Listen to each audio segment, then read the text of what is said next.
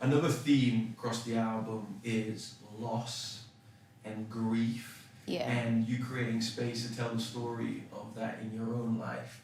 Grief is something that in one way or another, at one time or another, every single human being experiences. Yeah. So could you tell us a bit more about your experience and Yeah. what you hope the album is going to do for those who experienced it as well? Yeah. Well, like when we think of grief, we think of losing a person close to us.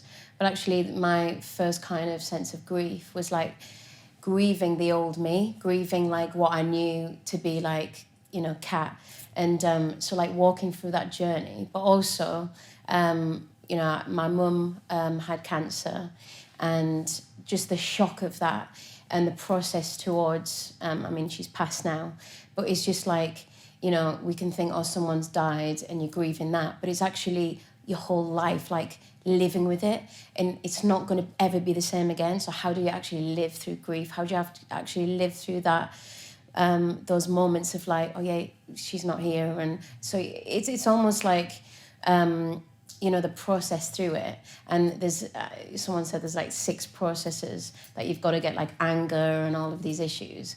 But in that, I know it's like an horrific thing to kind of lose, but I actually found real comfort in, because it made me search even further. It made me search outside myself and what I've known it to be my life, like all my comforts and everything. And it actually, I kind of like, there was a moment where I just like broke, and then it was like, oh wow, this is real living now, because my comforts were taken away, and my kind of like the things that I used to go to a lot were removed. So it's like, oh wow.